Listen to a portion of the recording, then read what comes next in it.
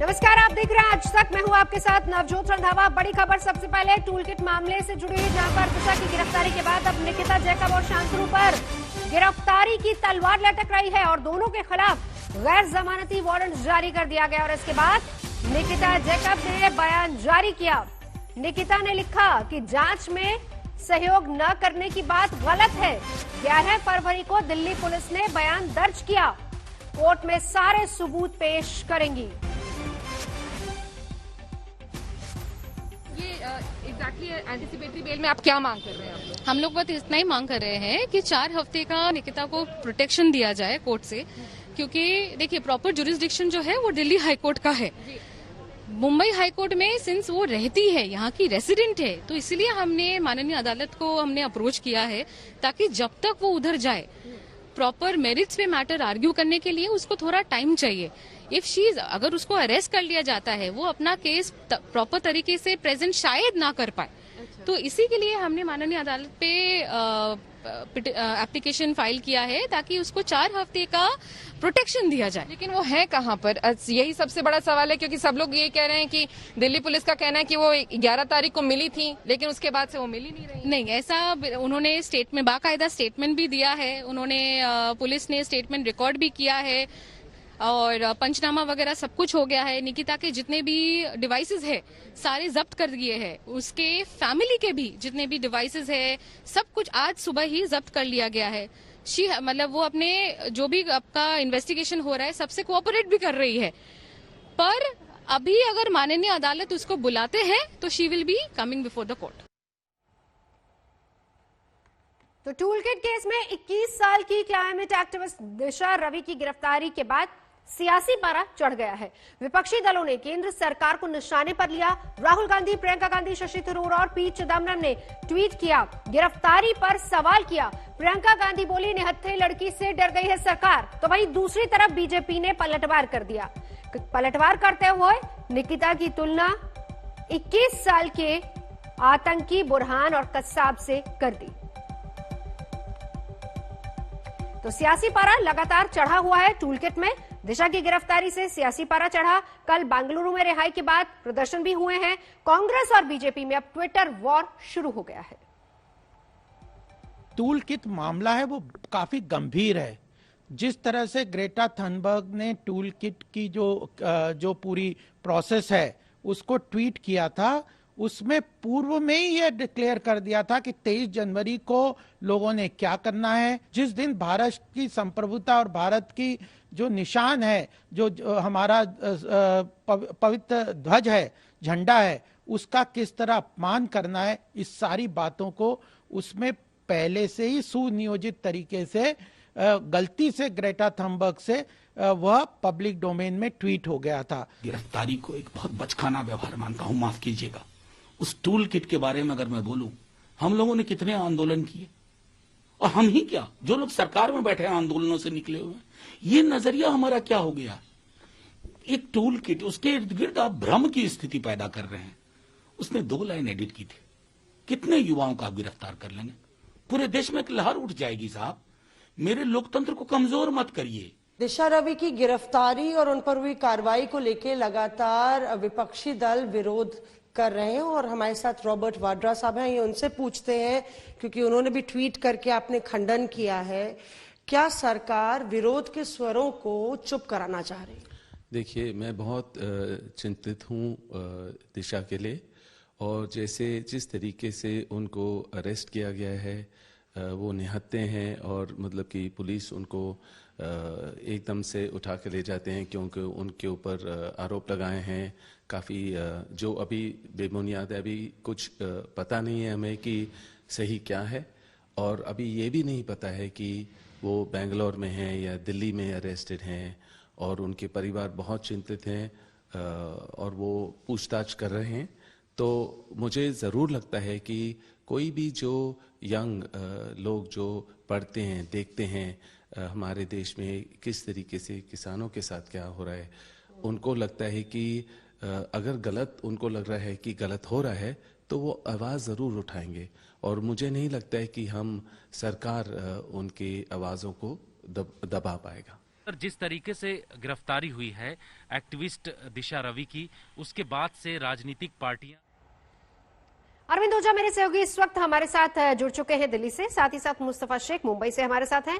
अरविंद, पहले आपके पास आना चाहेंगे क्योंकि देखिए अब दोनों चीजें, एक तरफ अगर गिरफ्तारी हुई और उसके बाद दो और नाम भी हैं जिन तक पहुंचना है, लेकिन पक्ष और विपक्ष अब दोनों स्वर बराबर सुनाई पड़ रहे हैं। एक तरफ जहां इसको सही ठहराया जा रहा है कि जो देश विरोधी है उसके खिलाफ कार्रवाई हो, वहीं दूसरी तरफ ये कहा जा रहा है कि अपने विचार रखने की आजादी भी अब लोगों के पास नहीं है। पुलिस का एंगल क्या है, किस एंगल से पुलिस आगे बढ़ रही है? जी देखिए, राजनीतिक हर किसी वारदात में हो राजनीतिक एक हिस्सा हो सकती है, लेकिन दिल्ली पुलिस एविडेंस के आधार पर या कोई भी एजेंसी वो एविडेंस के आधार पर काम करती हैं। और दिल्ली पुलिस का कहना है कि जब टूल किट मामला सामने आया था तो 4 फरवरी को दिल्ली पुलिस स्पेशल सेल की साइबर सेल, जहां इस वक्त मैं मौजूद हूं और दिशा को यहीं पर रखा गया है, तस्वीरें भी हम आपको दिखाना चाहेंगे। दिल्ली पुलिस ने 4 फरवरी को FIR दर्ज की। उसके बाद गूगल से इसके बारे में जानकारी मांगी गई।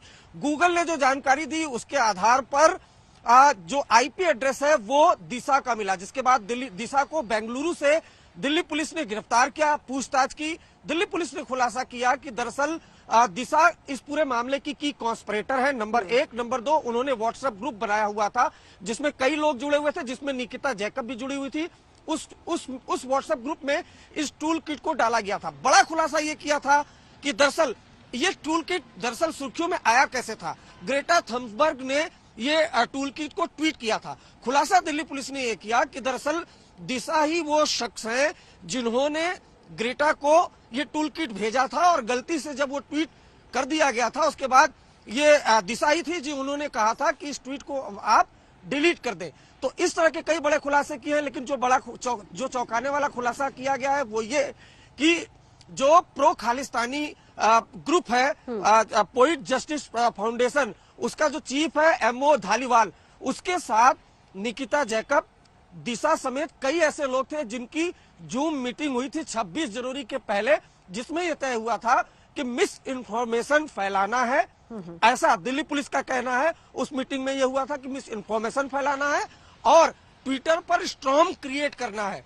तो ये वो तमाम चीजें हैं जिसके आधार पर दिल्ली पुलिस ने दिशा रवि को गिरफ्तार किया है। मैं यहाँ ये भी बताता चलूं कि दिशा रवि ने अदालत में इन तमाम आरोपों से इनकार किया, लेकिन ये जरूर हामी भरी थी कि उन्होंने टूल किट में कुछ लाइनें एडिट जरूर की थी।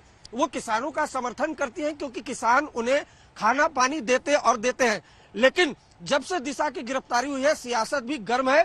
इन सब के बीच 2 और लोगों के खिलाफ NBW non available warrant issue कर दिया है। एक निकिता जैकब है, दूसरा शांतनु है। और अरविंद, लगातार देखिए एक बड़ी बात है, बिल्कुल चल रही है। जो आप जानकारी दे रहे हैं उस हिसाब से ये है कि दिशा की तरफ से ही टूल किट की पूरी डिटेल्स ग्रेटा तक पहुंचाई गई थी। तो दोनों के बीच में जो बातचीत है वो कितनी और किस तरीके की हुई है, इसके बारे में कोई जानकारी मिल पाई है? जी देखिए, हमें जो जानकारी मिली है कि दरअसल जब ये पूरी जूम मीटिंग हुई थी जिसमें दिशा, निकिता जैकब और MO धालीवाल थे, उसमें ये इस तरह तमाम की बातें हुई थी कि इस तरह से सोशल मीडिया खासकर ट्विटर पे स्टॉर्म क्रिएट करना है। दिशा चूंकि क्लाइमेट एक्टिविस्ट है और ग्रेटा से वो जुड़ी हुई थी, इसलिए कई सेलिब्रिटीज को इसके लिए अप्रोच किया जा रहा था इस तरह के ट्वीट को, इस तरह के जो कंटेंट है उसको ट्वीट करने के लिए। तो उसी कड़ी का हिस्सा थी ग्रेटा थम्सबर्ग, दिशा ने उनको दिया था। इसके अलावा जो दिल्ली पुलिस ने प्रेस कॉन्फ्रेंस की थी, मैं उसका जिक्र जरूर करना चाहूंगा। जब ये टूल किट पर FIR दर्ज की थी उस वक्त दिल्ली पुलिस स्पेशल सेल के स्पेशल क्राइम के जो चीफ थे प्रवीण रंजन, उन्होंने बकायदा प्रेस कॉन्फ्रेंस करके ये कहा था कि जो कुछ टूल किट में है वो सिलसिलेवार तरीके से ग्राउंड पर 26 जनवरी उसके आसपास ग्राउंड पर वही एक्शन प्लान जो है वो एग्जीक्यूट किया गया है। इस वजह से और ज्यादा शक पैदा करता है, इस वजह से उन्होंने FIR दर्ज की है। उसके बाद जो कुछ इन्वेस्टिगेशन है सबके सामने दिशा रवि को अरेस्ट किया गया है। 2 और लोगों के खिलाफ NBW जारी किया गया है। कोर्ट में दिल्ली पुलिस ने चौंकाने वाला खुलासा किया था कि खालिस्तान मूवमेंट को जिंदा करने की बात है, भारत के खिलाफ साजिश, और इसमें हजारों लोग शामिल हैं। बिल्कुल रहिए, हम चलेंगे सीधा। मुस्तफा शेख मेरे साथ इस वक्त मौजूद है। मुस्तफा, नॉन अवेलेबल वारंट, लेकिन निकिता तो कह रही है कि वो जांच में सहयोग कर रही हैं। 11 तारीख को पूरा बयान उन्होंने दिया है, उसके बाद से वो कहाँ है ये नहीं पता। जी बिल्कुल नवजोत, एक मामला अगर आप समझे तो नॉन बेलेबल वारंट जो इशू किया गया स्पेशल सेल की तरफ से, उससे समझ में आता है कि दिल्ली पुलिस को अब निकिता की कस्टडी चाहिए, निकिता को अरेस्ट करना है, उसके साथ इंटरोगेशन करना है। और शायद इस मामले की भनक निकिता को पहले लग गई थी जब उनका स्टेटमेंट पहले उनके घर पर, गोरेगांव के जिस घर के बारे हम मौजूद है वहां पर लिया गया था। उस स्टेटमेंट के बाद से निकिता गायब है ऐसा पुलिस का कहना है। जरूर उन्होंने इनिशियल इन्वेस्टिगेशन और स्टेटमेंट दिया होगा, लेकिन अब पुलिस को उनकी कस्टोडियल इंटरोगेशन की जरूरत है। ये एनबीडब्ल्यू का इशारे से समझ में आता है। अब जो निकिता के वकील है उनका ये कहना है कि उनको अपना पक्ष रखने के लिए थोड़ा वक्त चाहिए। वक्त मांगने के लिए वो लोग बॉम्बे हाईकोर्ट गए हैं। वहां से अगर इंटरिम बेल मंजूर हो जाती है तो उनको दिल्ली जाना पड़ेगा, जहां पे पूरा मामला बिल्कुल बेल की बात की जाएगी। शुक्रिया आप दोनों का पूरी जानकारी के लिए। बड़ी खबर पर रहेगी नजर। फिलहाल हम आपको लिए चलते हैं बिजनौर, जहां पर किसान महापंचायत में पहुंची है प्रियंका गांधी। उनके किरदार में पैबंद नहीं होते हैं, उनके किरदार में पैबंद नहीं होते हैं। मेरे भाई मैं यहाँ खड़ा हूँ शख्सियत को बुलाने के लिए जिसने जब जब वक्त पड़ा है आपके लिए सड़क पर उतरी है वो मैंने देखा है। मैं कभी कभी सोचता हूँ कि गांधी परिवार के इन शराबों को, इन जालिम हवाओं के खिलाफ जब लड़ते हुए देखता हूँ तो मैं कभी कभी देखता हूँ कि राहुल जी और प्रियंका जी निकल पड़े हैं तपती दोपहरी में 44 डिग्री टेम्परेचर पर हाथरस की बिटिया के परिवार से मिलने के लिए, उसका आंसू पोंछने के लिए पैदल। मैं कभी कभी देखता हूँ कि जब बिजनौर से अनस और सुलेमान के सीनों पर सीधे गोलियां मारी गई तो पूरे उत्तर प्रदेश में कोई एक नेता था तो उसका नाम प्रियंका गांधी था, जो आकर के उनकी मां के आंसू पोंछने का काम करती है। बाकी किसी नेता की हिम्मत नहीं पड़ती। किसान महासभा बिजनौर में प्रियंका गांधी की तस्वीर हम आपको दिखा रहे हैं और हम चलेंगे सीधा। आनंद पटेल हमारे साथ इस वक्त मौजूद है। आनंद, अब लगातार किसान महापंचायत के जरिए महासभाएं करने की कोशिश हो रही है, क्या है प्लान कांग्रेस का आगे? देखिए, ये दूसरी किसान महापंचायत है प्रियंका गांधी की पश्चिमी उत्तर प्रदेश में। जय किसान जय जवान के अभियान के तहत पश्चिमी उत्तर प्रदेश के 27 जिले हैं जहां पे कांग्रेस पार्टी किसान आंदोलन के जरिए अपनी राजनीतिक जो साख है उसको बढ़ाना चाहती है और जमीनी स्तर पर अपनी जो पैठ है वो मजबूत करना चाहती है। ज्यादातर जो किसान आंदोलन में शामिल हो रहे हैं किसान, आप देखिए गाजीपुर बॉर्डर पे वो पश्चिमी उत्तर प्रदेश से आते हैं। यही वजह है कि कांग्रेस ने इन 27 जिलों में ये अभियान शुरू किया है। आज ये दूसरी रैली है। इससे पहले सहारनपुर में पिछले हफ्ते प्रियंका गांधी ने सभा को संबोधित किया था और आज बिजनौर में संबोधित कर रही है। कोशिश ये है कि पश्चिमी उत्तर प्रदेश का जो जाट, मुस्लिम और गुर्जर समुदाय है उनको इस आंदोलन के जरिए पार्टी से जोड़ा जाए, वहां पे अपना दखल बढ़ाया जाए।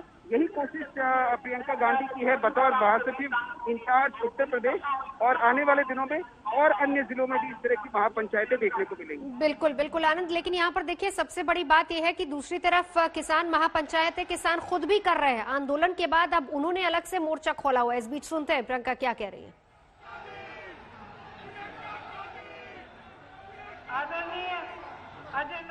पूरे देश की नजर अगले कुछ महीनों के भीतर होने वाले बंगाल चुनाव पर है, क्योंकि यहां पर टीएमसी और बीजेपी में जबरदस्त घमासान छिड़ा हुआ है और सिर्फ जमीनी मुद्दे ही नहीं रह गए बल्कि जंग अब धर्म का लबादा ओढ़ चुकी है।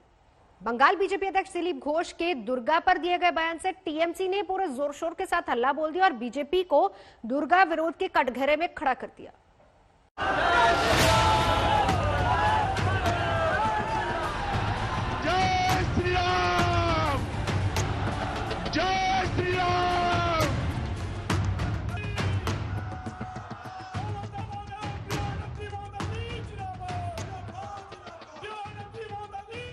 बंगाल में चुनाव है इसीलिए बवाल है। साल 2021 में देश की सबसे भीषण सियासी टक्कर है। पश्चिम बंगाल का विधानसभा चुनाव जो अप्रैल मई तक निपट जाएगा, लेकिन उससे पहले बंगाल के चुनावी रण में मचे घमासान में देवी देवताओं के नाम पर बीजेपी और टीएमसी में जबरदस्त खींचतान मच गई है। अब बीजेपी जय श्री राम के नारे को ममता के खिलाफ अपना ब्रह्मास्त्र मानकर चल रही थी, लेकिन प्रदेश बीजेपी अध्यक्ष दिलीप घोष ने इंडिया टुडे कॉन्क्लेव के मंच पर एक ऐसा बयान दिया जिससे टीएमसी को मानो बीजेपी के ब्रह्मास्त्र की काट मिल गई। पहले दिलीप घोष का बयान सुनिए। भगवान राम एक राजा थे, कोई अवतार मानता है उनको, और उनकी 14 जो पूर्व पुरुष थे उनका नाम भी आपको मिलेगा, दुर्गा का मिलेगा क्या? तो इसलिए एक राजा, एक सुशासक, मर्यादा पुरुषोत्तम ऐसा माना जाता है। और हमारे यहाँ भी राम की जो चरित्र लिखा गया बंगाली ने लिखा है, रामचरितमानस का पहले वाल्मीकि से रामायण होकर यहाँ भी बांग्ला रामायण है। तो एक आदर्श पुरुष, मर्यादा पुरुषोत्तम एक राजा, गांधी जी ने राम राज्य का कल्पना हमको दिया है। दुर्गा पता नहीं कहां से आ जाते हैं, दुर्गा तो भगवान राम की आराध्य थी। दिलीप घोष के बयान को अभी 24 घंटे भी नहीं बीते थे कि ममता की सेना ने पूरी ताकत से दिलीप घोष और बीजेपी को घेरना शुरू कर दिया। मुद्दा बनाया कि बीजेपी ने देवी दुर्गा का अपमान किया, बीजेपी ने बंगाल के लोगों की आस्था का अपमान किया, बीजेपी ने नारी शक्ति का अपमान किया, बीजेपी ने बंगाली जनमानस में रचे बसे संस्कारों का अपमान किया है। এদের লজ্জা হয় না? যারা নারীদের সম্মান দেয় না, যারা নারীদের লাঞ্ছিত, বঞ্চিত, নিপীড়িত, অত্যাচারিত, শোষিত করে রাখে, যাদের রাজে উত্তরপ্রদেশের মতো, উন্নাও এবং হাতরাসের মতো গণধর্ষণের ঘটনা ঘটে, তাদেরকে নারীর ক্ষমতা আমাদের আগামী দিন শিখিয়ে দিল্লি পাঠাতে হবে। टीएमसी का आक्रमण होना लाजमी भी है, क्योंकि अब तक जय श्री राम के नारे और हिंदुत्व की तलवार थामे बीजेपी फ्रंट फुट पर खेल रही थी। लेकिन अब देवी दुर्गा पर दिलीप घोष के बयान को मुद्दा बनाकर टीएमसी एक कदम आगे बढ़कर बल्लेबाजी कर रही। हालांकि बीजेपी का दावा है कि चुनाव में जीत का छक्का तो वही मारेगी। उन्होंने माँ दुर्गा की स्थापना की थी उस समुद्र के किनारे और वहाँ पूजा किया था। माँ दुर्गा जो है वो शक्ति की देवी हैं और शक्ति नहीं था ये अगर किसी ने कहा है तो मुझे नहीं लगता कि वो सही है। बीजेपी की काट के लिए टीएमसी न सिर्फ देवी दुर्गा की शरण में आ गई है, बल्कि उसने सरस्वती पूजा के लिए भी मेगा प्लान तैयार किया है। हुगली जिले की 18 विधानसभा सीटों में कुल 125 जगहों पर सरस्वती पूजा की जिम्मेदारी तृणमूल कांग्रेस ने ली है। दरअसल बीजेपी की ओर से तृणमूल कांग्रेस पर तुष्टीकरण के आरोप लगते रहे, लिहाजा इस बार चुनाव से पहले टीएमसी किसी भी तरह का मौका बीजेपी को नहीं देना चाहती। यही वजह है कि इस बार सरस्वती पूजा को जनसंपर्क और तुष्टीकरण की छवि को हटाने के लिए तृणमूल इस्तेमाल करने में लगी है। ये जो पूजा होता है ये हर साल यहाँ पर पूजा हो रहा है और ये बहुत कोई कह रहे हैं कि चुनावी प्रचार के लिए इस बार ममता सरकार पूजा कर रही है। नहीं, बंगाल में हर पूजा दुर्गा माँ का पूजा से लेके सरस्वती पूजा, लक्ष्मी पूजा, एक तो कहावत है कि बांगालीर 12 मासे 13 पार्बण। तो हम लोग हर तरह के कल्चर को एक करके हर पूजा को ममता बनर्जी एक उत्सव के रंग में रंग दिए हैं। नारा लगाइए, जय श्री राम। बंगाल के चुनाव को श्री राम, दुर्गा या सरस्वती के नाम पर लड़ा जाएगा या फिर जमीनी मुद्दों को भी जगह मिलेगी, ये वहाँ की जनता ही तय करेगी। लेकिन इस बीच दोनों दलों में जारी खूनी झड़प का दौर भी आगे बढ़ता जा रहा है। शनिवार की रात 24 परगना से कोलकाता की ओर लौटते टीएमसी से बीजेपी में शामिल हुए फिरोज गाजी पर बम से हमला हुआ। जान तो बच गई, लेकिन टीएमसी के खिलाफ बीजेपी के आरोपों में नई जान आ गई। ममता जी की राजनीति अब रेत की तरह उनके हाथ से खिसक रही है। जनता का मन तो उनसे पहले ही उठ चुका था। अब उनके कार्यकर्ता, उनके नेता रोज दर्जनों की तादाद में पार्टी छोड़ के जा रहे हैं। शायद चुनाव के आने तक ममता जी ही टीएमसी में अकेली रहने वाली है। कुल मिलाकर अब की बार बंगाल में जंग जोरदार है, जहां धार्मिक आस्था के प्रतीक भी हैं, बाहुबल भी है और जहां साख का सवाल भी। कोलकाता से अनुपम मिश्रा और इंद्रजीत कुंडू के साथ आज तक ब्यूरो। जमाखोरी के चलते किसान पिस रहा था। आज जो पहला कानून बना है उससे इस सरकार ने जमाखोरी करने की पूरी अनुमति दे दी है। इस कानून के जरिए बड़े बड़े खरबपति, बड़े बड़े उद्योगपति कितना भी आपसे सामान खरीद सकते हैं और कितना भी सामान जमा कर सकते हैं। कोई रोक नहीं है, कोई पाबंदी नहीं है। इसका मतलब ये है कि उनकी पूरी तरह से मनमर्जी चलेगी। अब पेट्रोल की कीमत शतक बनाने की ओर बढ़ रही है।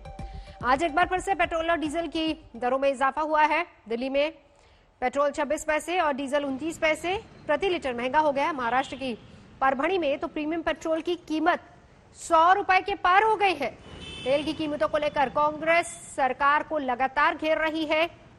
तमाम कार्यकर्ता सड़कों पर उतर आए। सिलेंडर के साथ कांग्रेस ने प्रेस कॉन्फ्रेंस भी की।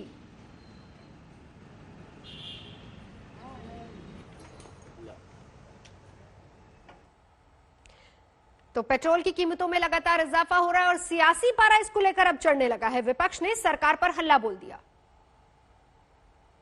पिछले 7 दिन से लगातार बढ़ती जा रही हैं और अब शतक लगने वाला है। ये भाजपा की महंगाई की वार कि अब की बार पेट्रोल डीजल 100 पार हो गया है। तेल की कीमतें महंगी करके भाजपा ने साबित कर दिया है कि भाजपा जनसेवा वाली सरकार नहीं बल्कि जेब कतरी सरकार है। पहले बजट से 2021 में जनता के साथ दगा की, बेवफाई की और अब पेट्रोल डीजल 100 पार कर सिलेंडर 50 रुपए बढ़ाकर जनता को ठगने का काम कर। इन्होंने जो है वो अभी अपने ज्यादा तो बहुत लंबा इनके परिवार की और इनके पार्टी के का तो इतिहास बहुत लंबा है, लेकिन उसने लंबे जाने की जरूरत नहीं है। जरा ये अपने मनमोहन सिंह जी के और अपनी मम्मी जी के जो शासनकाल को याद कर लें, तब पता लग जाएगा कि महंगाई क्या थी और बेरोजगारी क्या थी। तो शहर शहर हमारे संवाददाताओं ने जायजा लिया पेट्रोल और डीजल की कीमतों का और इसी पर लोग क्या सोच रहे हैं उनसे भी बातचीत की।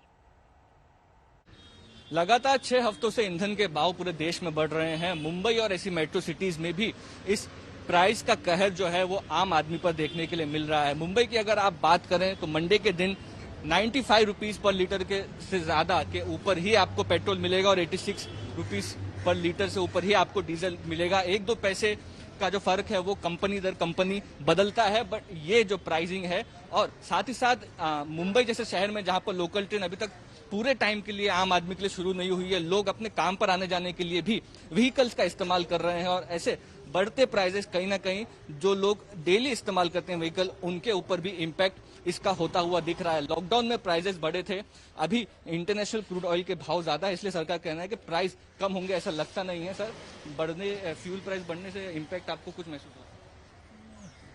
सही है। तो यहाँ पर आप कह सकते हैं कि सरकार ने अपनी बाजू रखते हुए ये कहा है कि इंटरनेशनल क्रूड ऑयल के प्राइस जो है वो बढ़ रहे हैं, इसलिए फ्यूल प्राइसेस आने वाले दिनों में बढ़ेंगे। एक्साइज ड्यूटी में किसी तरीके की राहत की उम्मीद नहीं है। तो ये आप कह सकते हैं कि 95 के ऊपर तक पेट्रोल पहुंच चुका है और पता नहीं है कहां जाकर रुकेगा। कैमरा पर्सन मंगेश आमरे के साथ मुस्तफा शेख, मुंबई आज तक। बंगाल में आने वाले विधानसभा चुनावों को लेकर पहले से ही सियासत काफी गर्म है और ऐसे में तेल की कीमतों में लगी आग से सियासत और ज्यादा सुलग गई है। कई महीनों से पेट्रोल और डीजल का दाम बढ़ रहा है और काफी लोगों को नुकसान हो रहा है, क्योंकि कोरोना के माहौल में लोग अपने गाड़ी से सफर करना चाहते हैं और इस माहौल में अगर पेट्रोल और डीजल का दाम बढ़ेगा तो लोगों को काफी नुकसान पहुंचेगा। आइए हम किसी से बात करते हैं जो बढ़ते हुए दाम के बारे में, पेट्रोल और डीजल के दाम के बारे में। आप बताइए, आपको क्या दिक्कत हो रहा है? आपने कहा कि कोरोना के माहौल में अभी आप अपने गाड़ी से सफर कर रहे हैं। जी हाँ, इसके पहले कोरोना के टाइम पर ट्रेनें बंद थी तो हम लोग अपने ही व्हीकल से आते थे क्योंकि काम करना भी जरूरी था। उस समय मैं नॉर्मली 6 लीटर का पेट्रोल के हिसाब से भराता था तो 500 के अंदर हो जाता था। अभी वही 6 लीटर मेरे को आज 500 का 40 पड़ रहा, तो ऑलमोस्ट हाफ लीटर मैं एक्सेस पे कर रहा हूँ। तो जैसे हमने देखा कि इन्होंने कहा कि उनको काफी दिक्कत हो रहा है क्योंकि पेट्रोल और डीजल का दाम बढ़ चुका है और उनकी सैलरी भी आधी हो चुकी है और इस वजह से उनको बहुत नुकसान हो रहा है। और ये सिर्फ एक आदमी हमसे बात किए, लेकिन बहुत सारे लोगों को काफी नुकसान हो रहा है पेट्रोल और डीजल के दाम के बढ़ने की वजह से। कैमरा पर्सन तापोश बैरी के साथ प्रेमा राजाराम, कोलकाता में आज तक के लिए। और अब देखिए पटना से तेल के बढ़े दाव पर हमारी एक ग्राउंड रिपोर्ट। पेट्रोल की कीमत ने जहां देश के कुछ इलाकों में सेंचुरी मार ली है, वहीं अगर पटना की बात करें तो फिलहाल जो पेट्रोल की कीमत है वो नर्वस 90s में है। इस वक्त हम आपको तस्वीरें दिखा रहे हैं पटना के एक पेट्रोल पंप की, जहां पर आपको हम बताएंगे कि किस तरीके से यहां पर पेट्रोल पिछले कुछ दिनों में जो है बेतहाशा उसकी कीमत में वृद्धि हुई है। और अगर आज की बात करें तो आज आप देख सकते हैं पेट्रोल की कीमत 91 रुपये 37 पैसे है और ये वो पेट्रोल होता है जो नॉर्मल पेट्रोल है, ये प्रीमियम पेट्रोल की कीमत नहीं है। और इस तरफ देख सकते हैं कुछ लोग जो पेट्रोल अपनी गाड़ियों में डलवाने के लिए यहाँ पहुँचे हैं, उनसे बात करते हैं कि आखिर जो बेतहाशा वृद्धि हुई है उसके बारे में उनको क्या कहना है। पेट्रोल की कीमत 90 पार हो चुका है, क्या कहेंगे? ये सरकार की महंगाई बढ़ाने के आम आदमी को परेशानी हो रही है। परेशानी होती है, बहुत होती है। पेट्रोल की कीमत 90 पार हो गई है, क्या कहेंगे? अब साइकिल चलाना पड़ेगा सर कुछ दिन में, साइकिल चलाना पड़ेगा कुछ दिन में। हाँ चलिए, तो यहाँ पे देख सकते हैं लोगों की प्रतिक्रिया। कुछ लोगों को दिक्कत नहीं है तो कुछ लोग कह रहे हैं कि दिक्कत हो रही है, कि कम पेट्रोल भरवा रहे हैं।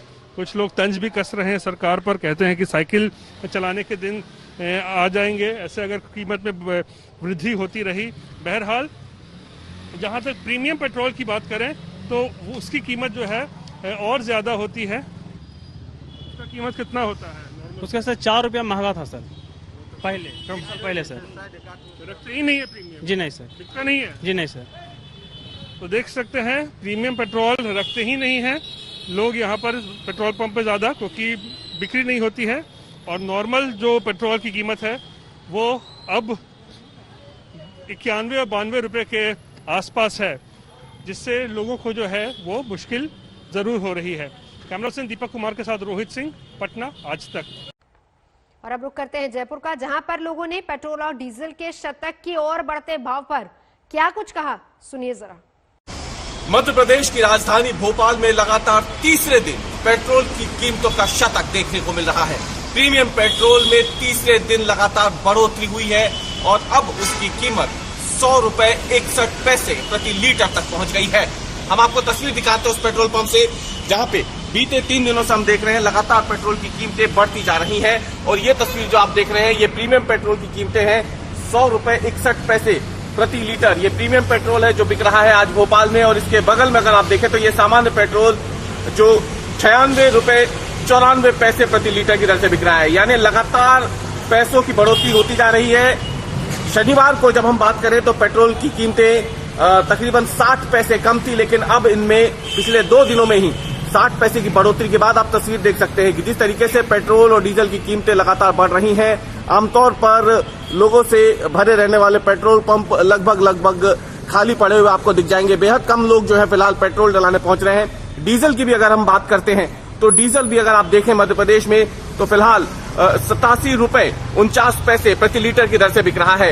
ये जबरदस्त कीमतें हैं, रिकॉर्ड तोड़ कीमतें हैं डीजल की भी, क्योंकि मध्य प्रदेश में सबसे ज्यादा वैट जो है वो डीजल और पेट्रोल पर लगता है। और इसीलिए यहाँ पर आपको बता दें कि डीजल और पेट्रोल की कीमतें इतनी ज्यादा है। तकरीबन 33% वैट जो है वो पेट्रोल पर लगता है मध्य प्रदेश में और डीजल पर 23% वैट लगता है। इसके अलावा सेस की बात करें तो 4 रुपए 50 पैसे प्रति लीटर का सेस पेट्रोल पर लगता है वैट के बाद, और डीजल पर भी ये सेस 3 रुपए प्रति लीटर है वैट के बाद। तो जाहिर सी बात है भारी भरकम वैट और सेस के बाद मध्य प्रदेश में पेट्रोल इतना ज्यादा महंगा है। लगातार ये मांग की जाती है जो पेट्रोल पंप डीलर एसोसिएशन है उनकी तरफ से कि कीमतें कम की जाए, वैट की दरें कम की जाए, क्योंकि इससे सरकार का जो राजस्व है उसे भी घाटा हो रहा है। क्योंकि बाहर से आने वाले जो भारी वाहन होते हैं अन्य राज्यों से, वो फिर मध्य प्रदेश में डीजल नहीं भरवाते बल्कि पहले से ही अपना टैंक फुल करवा के आते हैं ताकि मध्य प्रदेश के महंगे पेट्रोल और डीजल से बच सके। रवीश पाल सिंह, भोपाल, आज तक।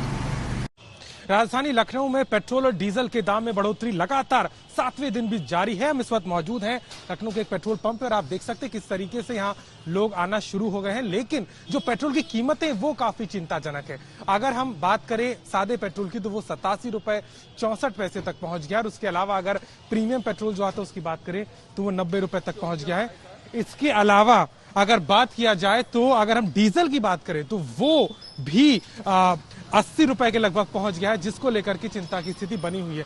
लगातार 7वां दिन है ये जब पेट्रोल की कीमतों में इजाफा हुआ। इसके बाद कहीं ना कहीं अब लोगों के लिए परेशानी का सबब है, क्योंकि रोजमर्रा के कामों के लिए पेट्रोल की आवश्यकता होती है और उसको लेकर के दिक्कत हो रही है। जी अब हम बात करते हैं, क्या नाम है आपका? पुरुषोत्तम उपाध्याय। पेट्रोल की दाम लगातार बढ़ रहे हैं, कितनी परेशानी हो रही है? परेशानी तो हो रही है, गवर्नमेंट सोच ही नहीं रही है चाहते हुए। किस तरह से मैनेज कर रहे हैं? क्या कम भरवा रहे हैं जितनी जरूरत होती है? जितनी जरूरत होती है उतना ही।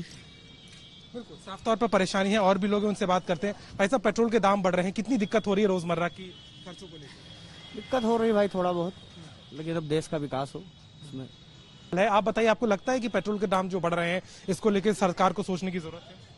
बहुत, इतना महंगा कर दिया, कैसे हम ऐसे ही हमारा पेट्रोल ही इतना महंगा होता जाएगा तो हम कैसे बाकी सब कैसे मैनेज करेंगे, यही हमारा। लोगों को इस वक्त बड़ी यही दरकार है कि इनकी जो लगातार इजाफा हो रहा है उसमें कुछ कमियां हैं। हालांकि अभी कोई संकेत ऐसा नहीं मिल रहा है, लेकिन जिस तरीके से पेट्रोल और डीजल की कीमतों के दाम बढ़े हैं, ऐसे में ये तो तय है कि अब आपका बजट भी खराब होने वाला है और कहीं ना कहीं इसकी कीमतें आपके खर्चों में एक और इजाफा जरूर करेगा। लखनऊ से कैमरामैन संजय सिंह के साथ अभिषेक मिश्रा, आज तक। हिंदुस्तान की सेना को एक ऐसा योद्धा मिल गया है जिसके मैदान में उतरते ही देश के दुश्मनों में खलबली मच जाएगी। भारत का स्वदेशी अर्जुन टैंक नए अवतार में पहले से भी ज्यादा अचूक निशाना साधने को तैयार है। प्रधानमंत्री नरेंद्र मोदी ने ऐसे 118 अर्जुन देश को सौंप दिए।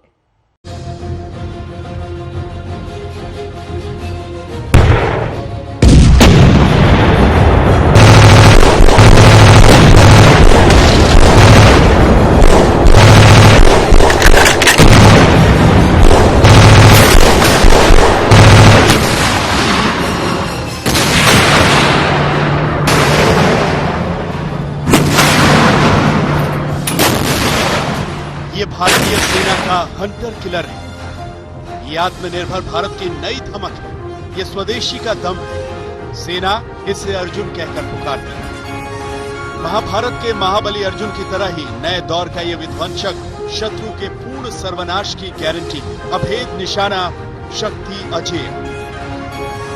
आज चेन्नई में प्रधानमंत्री नरेंद्र मोदी ने आत्मनिर्भर भारत के नए योद्धा का स्वागत खुद किया।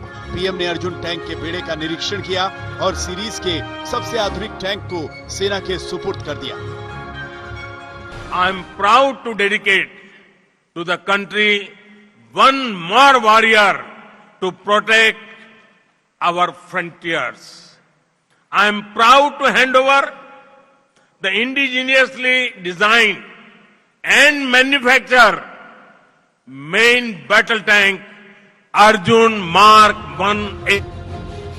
अर्जुन सेना का अभेद्य हथियार है। युद्ध के मैदान में जब तक अर्जुन खड़ा है तब तक दुश्मन अपने पांव जमाने की सोच भी नहीं सकता। सबसे बड़ी बात यह है कि अर्जुन टैंक स्वदेशी भारत में ही डिजाइन किया गया है और भारत में ही बनाया गया है।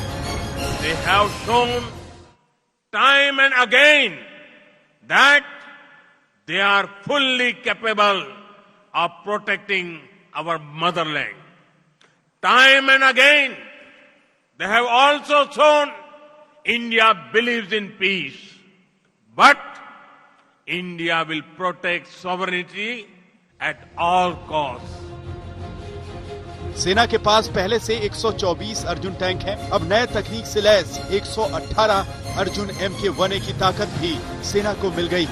अब 2 नए टैंक रेजिमेंट बनेंगे। अर्जुन टैंक में 71 बड़े अपडेट करके मार्क 1A का वर्जन तैयार किया गया। इसकी तैनाती पाकिस्तान बॉर्डर से चीन सीमा तक होगी। मौजूदा दौर की लड़ाई से निपटने के लिए नए अर्जुन MK-1A टैंक को सभी तरह की आधुनिक तकनीक से लैस किया गया है। ये आसानी से अपने लक्ष्य को ढूंढ सकता है। दुश्मन द्वारा बिछाई गई माइंस को हटाकर ये आगे बढ़ सकता है। केमिकल अटैक से निपटने के लिए इस पर स्पेशल सेंसर लगाए गए हैं। चीन और पाकिस्तान के खिलाफ सरहद पर बढ़ती चुनौती से निपटने के लिए नया अर्जुन टैंक कारगर हथियार साबित होगा। देश के दुश्मनों ने अर्जुन की हुंकार पिछले साल 14 नवंबर को ही साफ तौर पर सुन ली थी, जब जैसलमेर में पीएम मोदी ने इस अत्याधुनिक टैंक की सवारी की थी। फौजी वर्दी में अर्जुन पर सवार होकर पीएम मोदी ने दुनिया को साफ संदेश दिया था कि अपनी सरहदों की रक्षा के लिए भारत दूसरों पर नहीं बल्कि अपनी ताकत पर भरोसा करता है। So that in the coming years, armed forces will have maximum indigenous content-based equipment. That's the significance. So it is the step towards making the country complete Atmanirbhar. पूरी तरह से भारत में बनाया गया अर्जुन मार्क टैंक जंगी इतिहास के नए दौर की कहानी सुनाता है। इसकी खासियत को ध्यान से सुनेंगे तो समझ पाएंगे कि इस टैंक का नाम अर्जुन क्यों पड़ा। अर्जुन टैंक में 120 mm की बैरल लगाई गई सुपर वेग गोला बारूद किसी भी कवच को तोड़ सकता है। टैंक 7.62 mm मशीन गन और 1.7 mm एंटी एयरक्राफ्ट गन से लैस है। टैंक में थर्मल इमेजर लगाए गए हैं। इससे गनर और कमांडर अंधेरे, धुएं, धूल और धुंध में भी तेजी से हमला कर सकते हैं। अत्याधुनिक GPS नेविगेशन सिस्टम अर्जुन को लक्ष्य की तरफ बढ़ते रहने में मदद करता है। दिन और रात के साथ सभी प्रकार के मौसम में हमले की क्षमता है। टैंक में दमदार ट्रांसमिशन सिस्टम लगा है। बेहतर विजन से लैस इस टैंक से दुश्मन पर पहले वार करने की ताकत मिलती है। टैंक पर ग्रेनेड और मिसाइलों के हमले का असर नहीं होता। टैंक में स्पेशल सेंसर लगाए गए हैं जो हमले से इसकी रक्षा करते हैं। इससे भारत की जो डिफेंस इंडस्ट्री है, MSMEs हैं और जिस प्रकार से पूरे एंसिलरी सपोर्ट सिस्टम है उसके अंदर में एक अलग ही उत्साह आया है। और ये बात पक्की है कि इस कदम के साथ में जो पहले हम अपने डिफेंस मटेरियल के लिए फॉरेन पार्ट्स के ऊपर में डिपेंड करते थे वो खत्म हो जाएगा या कम हो जाएगा। अर्जुन 60 टन का होने के बावजूद 67 किलोमीटर प्रति घंटे की रफ्तार पकड़ सकता है और 500 किलोमीटर तक दोबारा ईंधन की जरूरत इसमें नहीं होती। ये हंटर किलर है, यानी अपने लक्ष्य को ढूंढ कर वार कर सकता है। तो गर्व कीजिए कि हमारे वैज्ञानिकों और रक्षा विशेषज्ञों ने देश को विश्व स्तर का स्वदेशी टैंक देकर न सिर्फ आत्मनिर्भर बनाया है बल्कि लाखों डॉलर भी बचाए हैं। अर्जुन टैंक की गर्जना चीनी खैरात से कबाड़ हथियारों का जखीरा जुटाने वाले पाकिस्तान को भी सन्न कर देगी। चीन तो पहले ही लेह में इसकी तैनाती और दम को देख चुका है। चीन की आंखों में अर्जुन तीर की तरह धंस जाएगा। चेन्नई से प्रमोद माधव के साथ मंजीत नेगी, दिल्ली, आज तक।